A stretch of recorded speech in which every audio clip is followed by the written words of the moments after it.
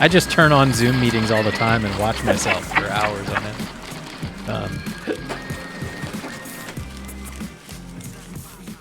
So we're back, man. It's been a while. How's it been going, you guys? Yeah. Oh man, we've been doing a lot. But with regard to the pod, obviously we've been focusing a lot on guest episodes, and I hope people have really enjoyed those. But that means Ryan and Matt and Paul have not been together for a long time, and Well, it's there's a appropriate lot we to talk get about. together before the holidays, the winter holidays, and you know there is a ton that's been going on. I'm interested to hear about your new ebook though, and the findings of your new ebook, which let's throw out the title here, is called "How to Make Remote Work Work: A Guide for HR Leaders." Let's get into it a little bit. Tell me about the ebook. Yeah, we're super excited about it. It's kind of a long time coming. You know, Matt, as you know, we've done years of research into basically the most effective behaviors of remote workers, and obviously that's what we built our platform from. But more and more people are asking us to expose some of that research, and we never really formally published it. We've just used it to inform the decisions we've made in terms of the curriculum and the product and things like that. But like I said, more and more we're getting asked for some of the particulars, some of the insights that we learned from it. And so this is the first probably of many that we're going to do that reveals some of those findings. And what we're doing in this particular case is we're really trying to focus mostly on things that might influence policy.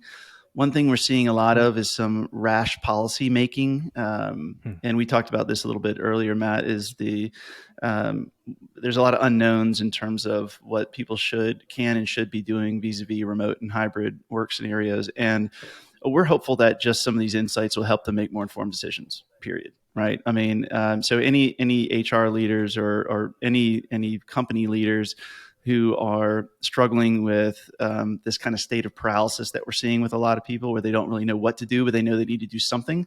Hopefully these insights will help them make good decisions for their employees. Oh, and I should mention the report is at and then it's on our website. So it's www.billionminds.com/report. Cool. We'll put a link in the show notes too. That'd be great. Yeah. Yeah. We should also mention it's free. So obviously just go there, grab it, read it, tell us what you think. And as Ryan said, I mean, we've taken a while to publish this stuff. We're actually in the process. I think I'm probably 3 months in of a several month project right now of writing a full book on this topic.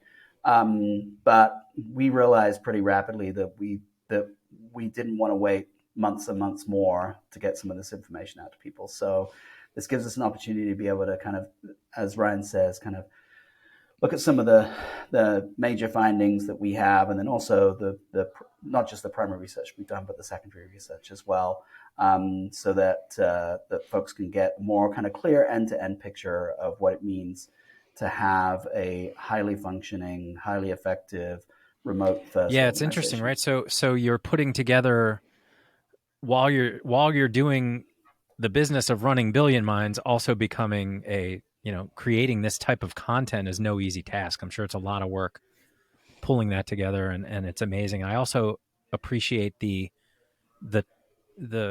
focus, if you will, on appealing to a message to an HR organization to say, look, we're talking about the people, but here's what we're finding out, and people is your job, so you should know this, have these tools. It's really, really smart, I think, to make that available.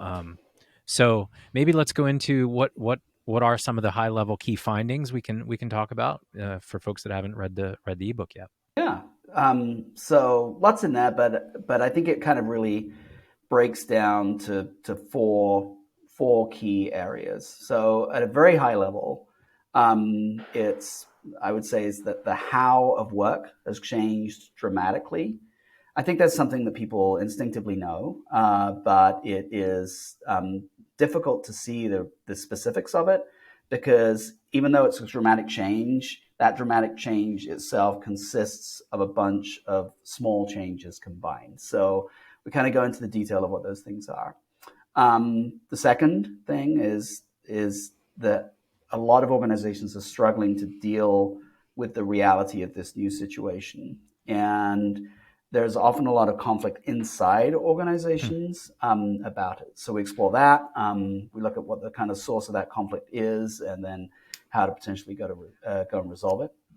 Then we try to go into the specifics of the models. Now, everybody's trying to solve this problem, right? And they're trying to solve it in their own particular way. And at the heart of it is a really simple question of who gets to work remotely and who does not get to work remotely. And for some organizations, the who gets to work remotely is everybody. And for other organizations, the who gets to work remotely is a relatively small number. But even though that's the simple question that you're answering, there are actually a relatively small number of viable patterns, if you like, that support remote employees in some way, shape, or form. And so we go over what those patterns are, and then how they can be deployed. Because the pattern that you choose kind of also leads to certain other decisions that you might make, and that leads us to the fourth area, which is what are you actually going to do in order to make remote work. And the high level headline of that is that it is not just simply a question of saying, hey, group X, go work remotely. It's actually, if you're really going to make remote work really well, if you're really going to turn it into a source of strategic advantage, unsurprisingly, you need a complete remote work strategy to make sure that your company is actually thriving in that environment. Because if you've gone from a company that is not working remotely to a company that is working remotely, you are a different company, right? So how does that new company work, and what is the strategy for it? And so those are really the four areas that we touch on in the ebook, and we'll go through a little bit more detail in each of those areas. Yeah, so you touched on something there. Like I've noticed a lot of announcements or articles, whatever, of people saying, now we're hiring a head of remote, like companies that are, we're going to hire a head of remote. It's that important. And to not acknowledge that basically every company probably just turned into this, whether they like it or not. It's huge. Also, yeah, that's really interesting. So there's plenty in there, probably for a podcast on each section, I would say. But let's go through high level on each one of those for purposes of sort of introducing the ebook here and giving people a decent high level. But I think there's a pod in each one of those sections for sure. So what do you think about let's start with where you start. Let's start with number one, how things have changed. This is one of my favorite sections because it sounds on the surface that it would be very prosaic. I said, like, well, duh, things have changed, but actually when you really, really think about it and you really inspect it, it's what we're trying to do is get to almost like a level of acceptance about it. And we also want to be, we need to be very empathetic about the fact that, wow, now that you mention it, quite a bit has changed. And so we're wondering why the day has gotten to be so chaotic. And so just calling some of these things out, even though like on their own might be pretty simple concepts, when you aggregate them up, it's like, wow, okay, I could see how those in aggregation would be very challenging for employees and employers. Yeah. But, basically we just talked about the things that have led to the workday going from being very predictable to being very chaotic. And we introduce how over time work and the rest of our lives have effectively merged and the impact that has. And then you just look at all the different modalities of work that are involved and how much the day is chunked up into smaller different unique work modalities, from thinking to doing to managing to organizing. And just managing all of those things is in itself a skill set. The other thing we explore is the rise of solo work. And what we mean by that is when you're in an office setting and you're around other employees, there's just a natural thing that happens in terms of collaboration. You find a conference room, you find an area to collaborate. And then when you move outside the office, not suggesting that collaboration goes down, but solo work does go up. And so that in itself is a new skill, and you have to consider, well, how much solo work was I doing previously versus now in this new remote workday? Is that sword getting really sharp now in the remote workday while my team skills are getting less sharp? So those are things to consider. The workday traditionally being much more structured to now being much more ambiguous. And then also doing work synchronously versus asynchronously. So there's more asynchronous work when you're in a remote setting. And so really just kind of leaning into that. It's not a subtle change. It's not one single change for one, but it's these individual changes aren't subtle in their own right. They have very unique characteristics and skill sets associated with them. And then lastly, what I would say about this is we want to change the relationship that we've had with time. And I'm trying to think of the right way to say that, if that's even the right way to say it. And I'll say it this way. Time used to be a good proxy for impact. And when you think about the years and years, decades, centuries, even perhaps, where the 9 to 5 was the norm, because that 9 to 5 occurred in a very structured way, it was very predictable. And you could predict a certain amount of impact from an employee working from 9 to 5 in this particular space, in this structured environment.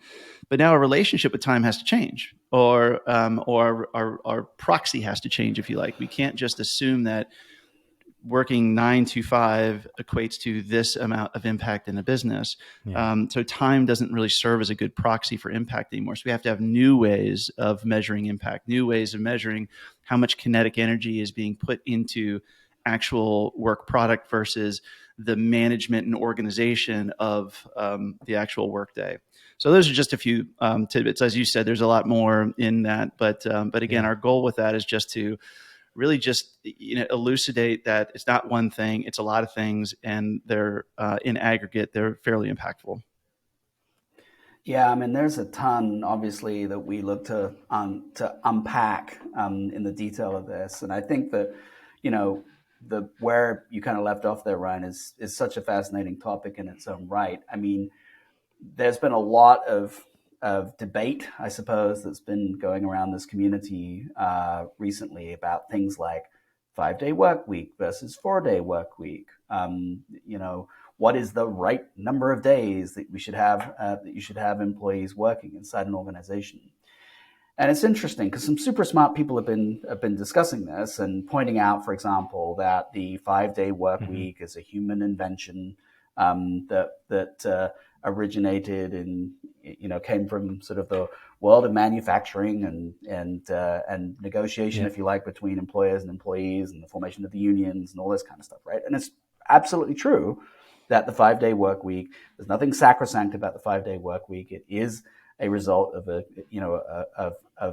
of humans making decisions centered around everything other than the science as to what should be the right number of days that people should work, or indeed the right number of hours that people should work, or nothing like that.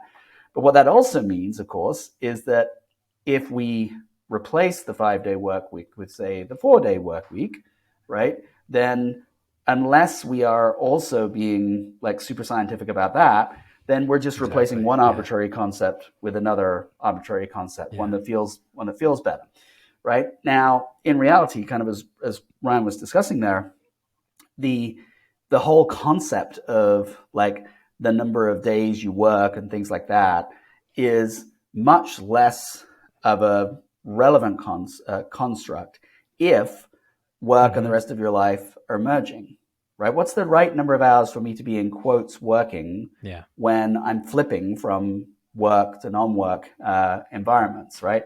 And is it relevant to measure that in a traditional way? And so those are some of the things that, without even realizing it, companies are starting to have to wrestle with. And of course, as individuals who want to make an impact inside our organizations and do well and and advance our careers, those are also things that we have to wrestle with. So a lot of this stuff seems simple and prosaic, as Ryan says, but the more you look into it, the more complicated it gets. And so I think that was one of the more interesting findings as we were doing the other thing that the strikes me when you talk about solo work is there's like a nuance to that too, like is how much solo work is also deep work, and getting able to actually do that.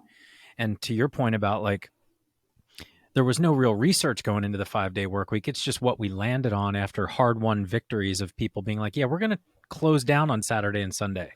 Like, we're going to start doing that. I'm sure it wasn't the first order of business for many business owners when that first came about and was hard won by people who made it happen. And now we're like, yeah, let's just switch to 4 arbitrarily. We're basing it off a bad model to begin with, probably. So yeah, that's really interesting. Probably, and the I wonder also when you start figuring out this calculus, because it strikes me that you said that it's not a good predictor, or it's not a good probability anymore to say if we do 40 hours of work, this happens at the end. You can't necessarily put your arms around that as easily.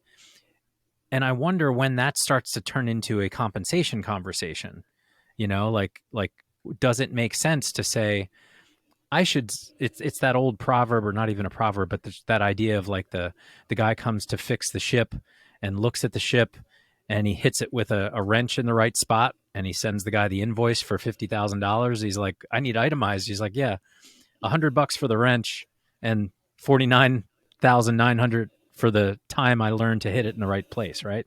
So like, maybe we start realizing that too is an aspect here, is like, I can be really productive for you. You don't have to call me part-time, full-time. You brought me here for my skill.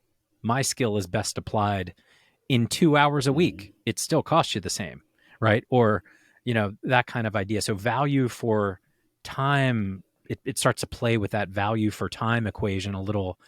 You have to put more thought into it than we used to have to. And maybe that's also a resistance point to just be like, now I got to really think about all these things that go into it, right? Well, and it creates more importance in measuring impact and not time. That goes back to that point that we make in the ebook. It's just like volume of time doesn't really mean anything anymore in terms of measuring impact. But how much of your work that's being done is associated to a particular target that you've agreed to, that's impact. I like that. I like that a lot.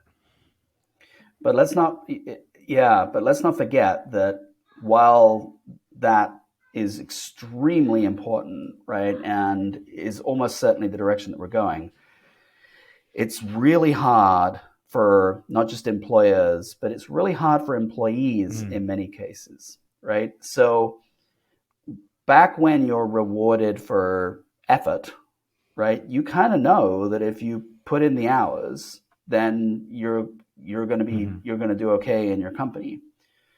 But in this new world where ostensibly you're being rewarded for impact versus effort, it can be extraordinarily stressful for the employee, particularly in situations where the impact is not that visible, right? And so for years now, actually, there's been quite a lot of research on this stuff. When you switch to this kind of like effort to impact model, one of the changes that happens is that roles where your impact is really obvious. So a good example would be, say, sales, whereby like my impact translates into the amount of sales that I've landed, right? Those roles, if you're a good salesperson, you will see, good results in terms of the amount of stuff that you've sold. There's a clear line between the work that you're doing and the impact that you're generating, and the impact that you're generating, and because you know it, you feel a lot better about it. Versus other roles that are themselves much more ambiguous in nature, and the impact is less clear, those roles can become much more stressful in nature. If you're being rewarded for impact, but you can't see what the impact is, and you're unsure if your manager can see what the impact is, that becomes really hard. And so that requires a new set of skills inside the organization in order to be able to have the employee understand the impact they're generating, have the manager understand the impact that they're generating, and clearly and concisely define that impact so that both parties feel comfortable that impact is being generated and the employee is being rewarded appropriately. Yeah. So even something like that sounds like simple on the surface, but has layer upon layer of complexity underneath it that translates to companies doing business in a different way. Yeah, it's interesting, right? Like we probably should have been thinking about this before the pandemic, but the pandemic forced us to think about it. Oh yeah. And it seems like the outcome can only improve as long as we're thinking about it for everybody involved, employers and employees, really, to in that sort of like expose it to the light. Let's look at it. Let's really examine it. So you spoke how organizations are struggling and the conflicts. So tell me more about the conflicts there. Mm-hmm. Oh gosh, this is funny. Ryan was talking about how that part was probably some of the most interest to him. This part is definitely some of the most interest to me. What As we've been researching for this ebook, we've spent a lot of time talking to employees within organizations, but we've also spent a lot of time talking to different levels inside the same organization. So not just the employees, but the managers, the HR leaders, the C-suite. And what I would say is that inside many organizations, there are two things to consider. So the first thing to consider is the overall attitude towards remote work or hybrid work type environments. So how positive or negative is it? There's a term that's been being spread around kind of in circles around this for the last few weeks called remote forced versus remote first. So in other words, remote forced is, as an organization, you've kind of been forced into the idea of supporting remote employees, but you're not willing or happy about it. And then remote first is, yeah, we are now a remote company. We're going to turn ourselves into the best remote company that we can possibly be. So there's this kind of overall sentiment inside organizations that obviously translates to enthusiasm or otherwise at the level of the individual employee. And then secondly, there is the delta, or if you like, the conflict within these organizations about it. And so that's something that we see quite a lot of. So you might see, for example, at the C-suite level, one particular approach to it, or even differences within the C-suite about it. Then a different set of opinions with the HR leaders, a different set of opinions again with individual managers. And all of this conflict can make it extremely difficult for the employee who's not sure how to act. They're not sure whether the company actually is committed to them. And this conflict is playing out sometimes in the shadows, and that actually doesn't help. Ironically, that's one of the more challenging aspects in some cases of some remote first organizations is the flow of information inside those organizations. And this is a great example of that, right? Where you don't really know potentially how your manager feels, and you don't really know how your manager's manager feels. And it's difficult to have a good conversation about this. But what you feel as an employee is this lack of cohesion in terms of what needs to happen there. And so when we're working with organizations, increasingly what we're looking to do at an organizational level is to kind of understand what the sentiment, what the desired sentiment is, and then how much conflict is there as different parts of the organization are coming to terms with it. It is not surprising, for example, if you deal with an individual manager, right? Maybe they've managed a remote work team and it just didn't work out for them, right? And as a result of it not working out for them, they're now, in quotes, anti-remote work. Well, maybe the manager didn't have the skills to be able to manage a remote team really well. Maybe the employees didn't have the skills to be able to work remotely effectively. That doesn't mean remote work is bad per se. It means that implementation of it didn't work well for that manager. And then that translates to this kind of discordance, as it were, within the organization. Yeah, there's just so much to unpack under this topic. The more you start talking about it, that's crazy. I didn't give much thought to the idea of the cascading of the opinion of the leadership of the organization in a transparent way also has so much to do with how it's felt viscerally within the organization or rolled out. Yeah, that's really, there's a lot going on there. Well, and Matt, I know that we talk a lot about, you know, what Elon Musk says very publicly, and he's not the only one. And there's some other leaders that have been very vocal. And you know, the one thing I'll say for it, even though that we effectively, you know, disagree with that these rash blanket policies in general, whichever way people swing, I would say that at least it starts the conversation. It serves as a at least there's awareness. At least you know where the leadership team stands. At least you know where the company culture is headed, and it allows employees to really to vote, but they vote with their feet, right? And so at least if you know categorically that this company is not a good fit for you, then you can make a decision. Right. So even though, like I said, you could disagree one way or the other with an organization's policies, but at least having some and having an opinion, having a perspective and communicating that, it's better than paralysis because it allows employees to make decisions. Yeah. Yeah. And related to that as well, you know, it's interesting. We talk a lot about default states at BillionMinds. And so from the perspective of an individual employee, your default state when you're in office is visible, and your default state when out of office is invisible. Right? And from the perspective of ties, right? So sort of like connections between employees and managers. By default, if you're in an office together and you're sitting in the same space as your colleagues at the same time as your colleagues, by default, the connections that you have with those colleagues tends to be a little closer. And if you are working in different time zones from your colleagues and different locations to your colleagues and to your managers, by default, those ties are a little looser. And of course, related to the strength of the ties is also the extent of the communication. And so that's what we mean when we say that there can be kind of like a delta in terms of how information flows through an organization. And it may well be that if nothing else changes, if you don't make a concerted effort to change it, then the way in which information flows through an organization may be less efficient in a situation where people are not physically in the same space at the same time than it would be otherwise.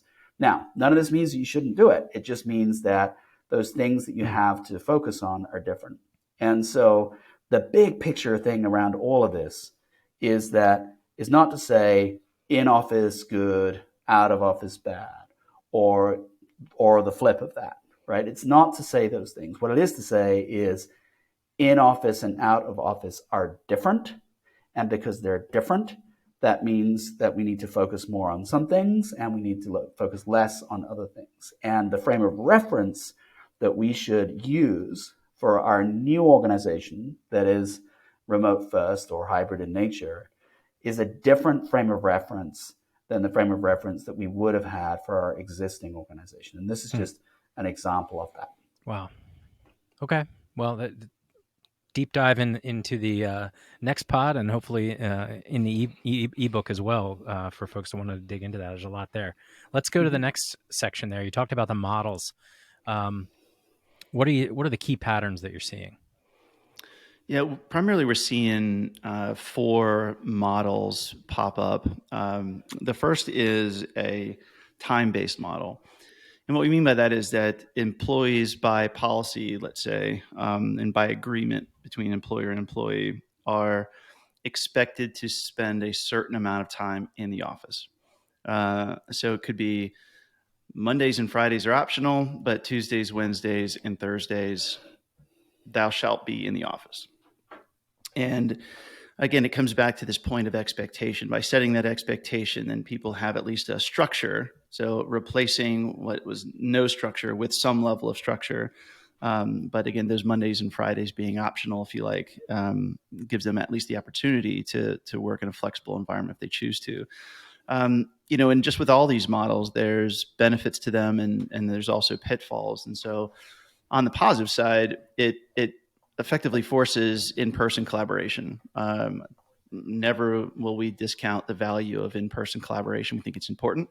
But of course, you can have in-person collaboration when you're not in an office too. I have in-person collaboration all the time at Starbucks or at a shared office space, and so forth. So another one would be employee relationships. It's definitely easier to form lasting, valuable intra-employee relationships when you see people physically at the same time every day, if you like.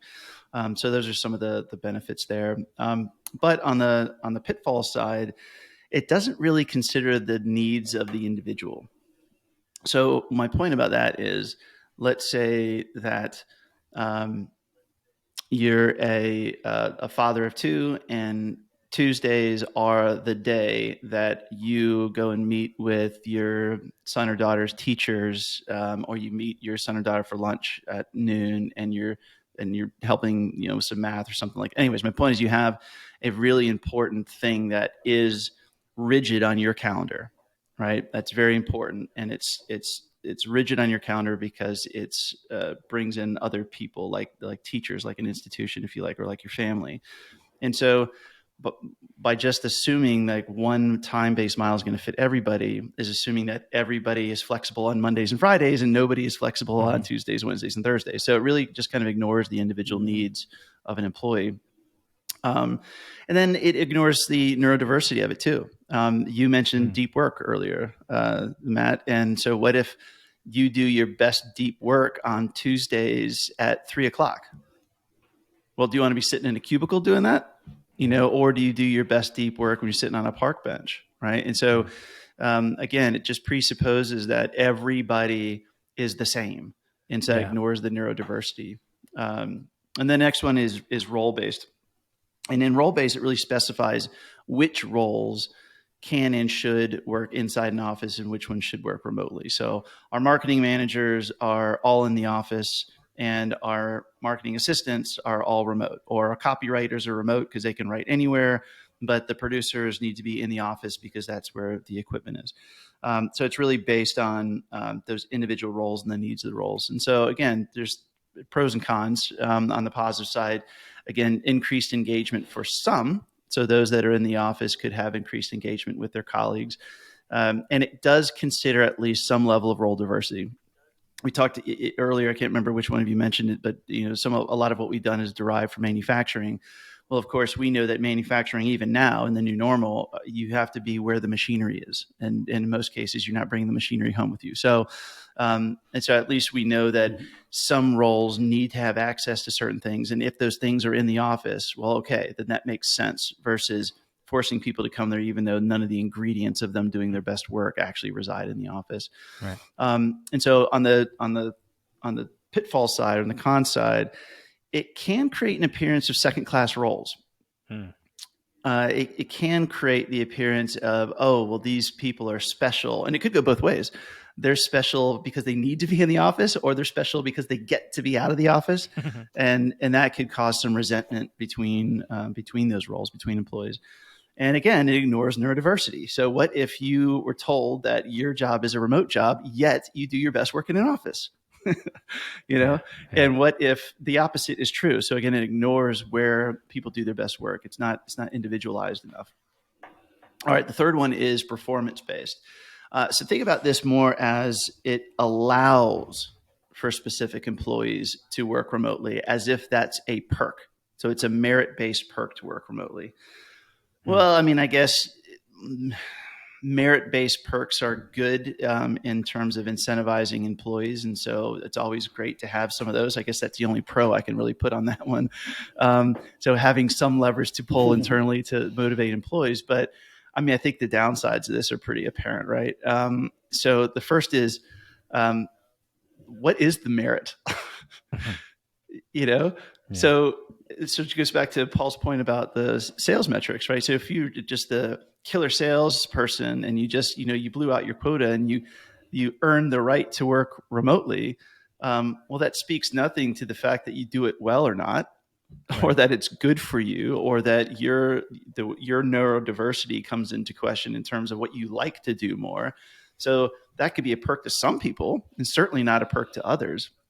And is it measuring the right things? Is just because you've achieved this particular metric at work, is that the right merit to work remotely? And then this again can create the appearance of second class people. So before I talked about second class roles, now it creates second class people. Oh, so that means everybody who's in the office looks like they're bad at their job.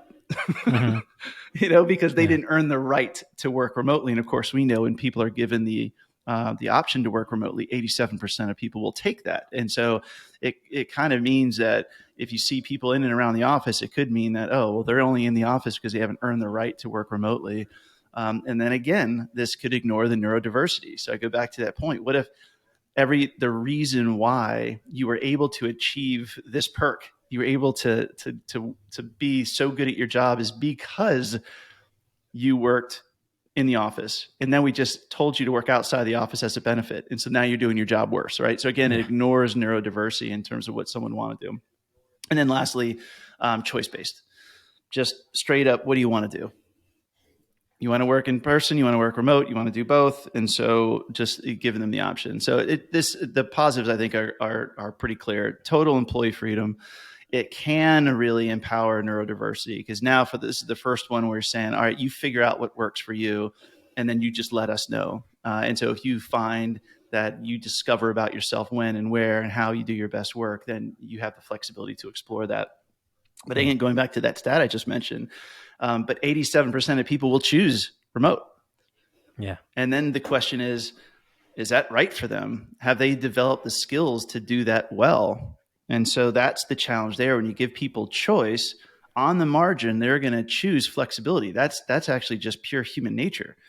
So on the margin, if they all choose that, but you've done nothing to enable them, to help them to do it well, then you might unwittingly be putting people in a situation where they're not doing their best work in a choice-based model. Or make the most informed decision and choice because what they know about themselves to make that decision, right?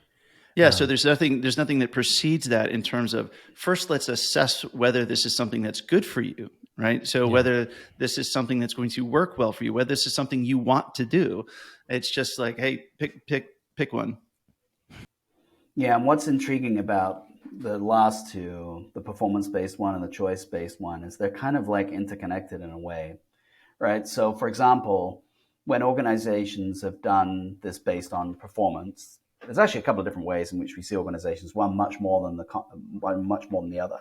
So one is whereby the performance-based model is centered around the high performers get to do whatever they want. And then the other is almost like a flip of that, whereas like you want the high performers in the office because you want this core of a high performance team all kind of like working in the office, and then everybody else you let work wherever they want to. So you do see a couple of different variants of that. But the point is that the performance-based model is really based on, for most cases, historical performance, often in an in-office setting. Yeah. So it actually says nothing about what the performance of that employee will be in a remote work setting, which is very different. And we've seen a bunch of different scenarios over the course of the last couple of years where you've had people who historically were high performers. Now they're shifted out of that environment.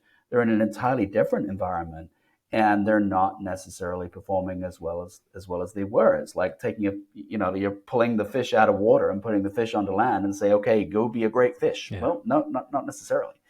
So there's that aspect to it as well. And then, as Ryan mentions on the choice side, choice can work really, really well, but is it an informed choice, right? Does the employee have the skills and the understanding to know whether this will work really well for them or not? Does the manager have the skills and understanding to know whether this will work well or not, and is able to have a good conversation with the employee about what is needed to do this well? Now, we will say that It's absolutely possible to take employees, what BillionMinds actually does, but it's absolutely possible to take employees who don't have the skills to do this well and embed the skills they need in order to do it well.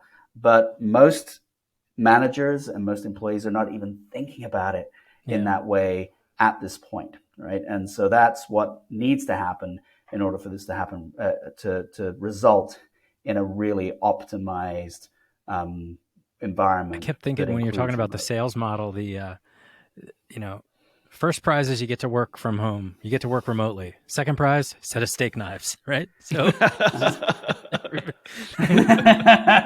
that'd be a good Glenn Ross. I think people. A meme, I guess, right? Yeah. Oh man. So there's so much here, guys. I think the ebook wraps up part 4 with, all right, so all this is great. What do you do about it? So what did you find there? What do you do about this? Well, it really fits into 4 key areas, I would say. And the big picture piece, I'll just repeat again, is the fact that this is not entirely simple. It's not just a question of saying, all right, away you go, everybody. There needs to be a strategy around this. And the strategy really consists of skilling your employees and skilling your management appropriately to thrive in this environment. We'll go into that in a little bit more detail in a moment here. Having the right policies and processes inside your organization to support remote work. Mm-hmm. And it's wide ranging, right? It's not just, we're just talking about the 4-day work week versus the 5-day work week. What does that look like in a world where there is no common set of hours that people work in? What does your vacation policy look like under these circumstances, right? So all of these things, we go into, the most common policies that organizations need to look at. The third one is really centered around infrastructure. So you've gone from an environment probably where you've got, 1 or more offices, and you've built up an infrastructure centered around supporting employees in an environment where many of them are in the same place at the same time, right? What is the corresponding infrastructure for employees that are not in the same place at the same time? That probably means different technology decisions. It means different decisions around, buildings and real estate. It means different decisions about all kinds of stuff that is designed ultimately to support employees and get the best out of those employees when they're doing work. And then the fourth, you can think of it as really a set of intangibles, but it's really the culture, right? We've just been talking about the fact that in a environment where employees have changed fundamentally how they work, the how of work has changed dramatically. That will have an impact on what your company is and how that company is reflected in your culture. And so it means, kind of like Phil Libben was talking about the other day, right? It's a different culture. Doesn't mean that your old culture was perfect and your new culture sucks. Probably your old culture had some challenges, but you are entering into a new cultural environment. And it gives you a bunch of opportunity, but you've really got to think about those things through. Now, I mentioned, as I was kind of going through those, that the skills piece of it is vital. And of course, we're going to believe that, right? Because we as an organization are focused on giving employees the remote work skills that they need to thrive in an environment where they're working outside of a formal office setting.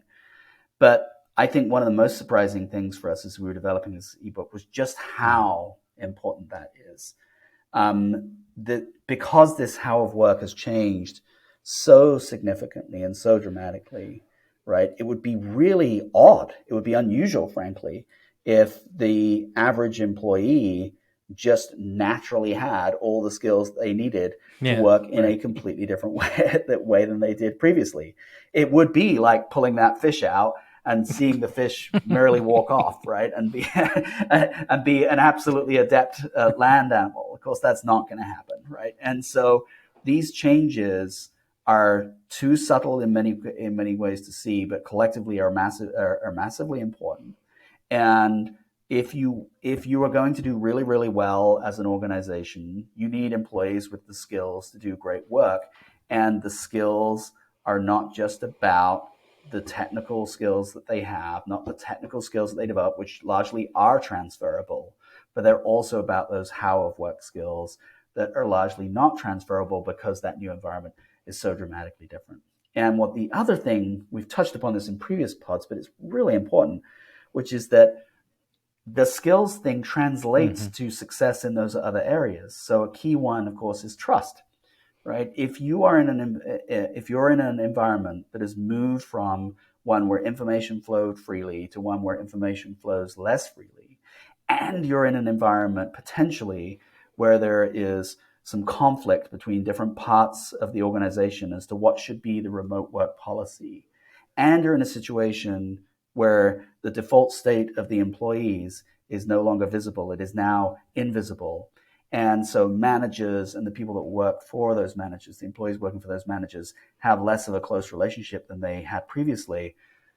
Well, what's going to happen in that environment? It's very likely that trust is going to erode in that type of environment. Employees are going to feel uncertain. They're going to feel concerned about whether they're having the impact they expect. They're going to be uncertain about whether the company values them.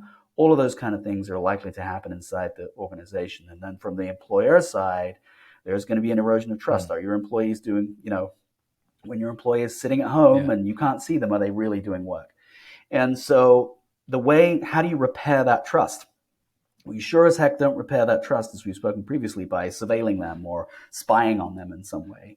The way in which you restore that trust is by giving your employees the skills that they need in order to do great work from anywhere, and validating that they have those skills so that they feel confident to be able to execute on their skills, and you feel confident that they are.